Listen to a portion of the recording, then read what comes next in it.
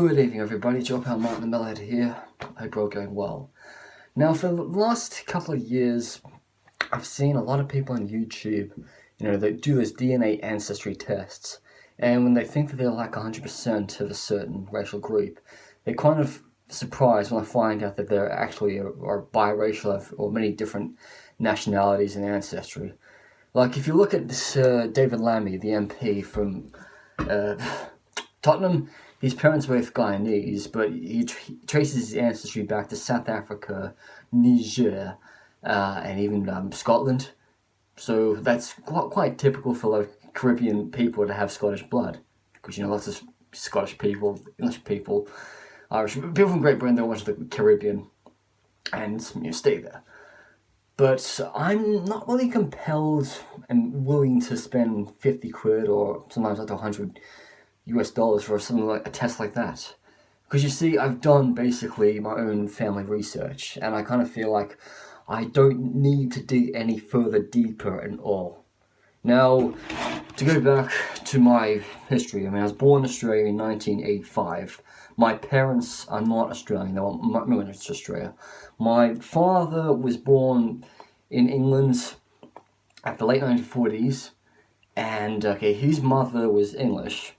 And I've looked up my grandmother's family tree, and that's all basically in England, all located around Newcastle upon Tyne, that area, and before, my grandmother moved to Middlesbrough.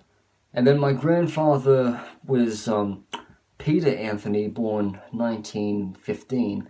He was born in Scotland, in Bonybridge. So these towns between Edinburgh and Glasgow, that's my grandfather's ancestral area, like Bonybridge and Falkirk. So I've got a lot of ancestors who were born in that area and they still live there. But unfortunately, I've not been able to meet any of them. I do know that my grandfather's father went missing in Dunkirk. And a couple of years ago, I was lucky to visit my great aunt Agnes's grave in Paisley, just outside of Glasgow. So what I did many years ago in a trip to Edinburgh was I went to the archives and I stayed there for a couple of hours. I was able to find my grandfather's birth certificate, his father's birth certificate, and I basically traced the family tree of Anthony back to 1848. So I just thought, well, I've gone too far. I've already found that basically my grandpa was Peter, his father was Peter, Peter's father was William, William's father was William.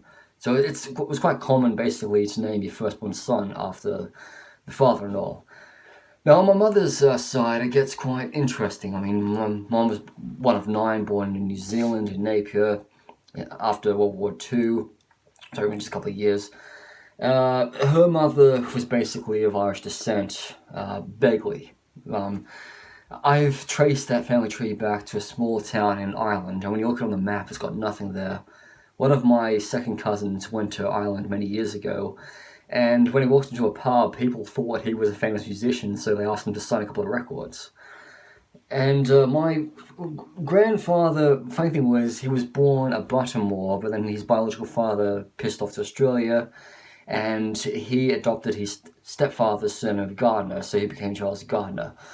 I know he had some English ties because his half-sister ended up moving to England before World War II, and I remember my mum said that there was some sort of French connections and French ancestry. I think she said my grandfather's grandmother was actually French in some ways. I've never looked at it. I asked my mom once recently, she told me, and it's kind of hard for me to remember. I'm like, yeah, I've got some French ancestry. So with that in common, I just don't think it's wise enough for me to want to spend 50 quid or $100 on a DNA test kit. It's mainly because, I don't expect to be surprised at what happened. If I do the swab test and it comes back, basically there'll just be a circle around Kingdom of Great Britain, Northern Ireland, because that's more my ancestors. There might not be a circle in New Zealand, because even though my family was all born there and all, that's not really genetically they're all descendants of, a lot of people in New Zealand are descendants of Great Britain and Ireland. I wouldn't be too surprised if there was some sort of Icelandic or Scandinavian route, because I remember hearing some of the Celtic people, like the Vikings went to Ireland and kidnapped some women and basically took them back to Iceland.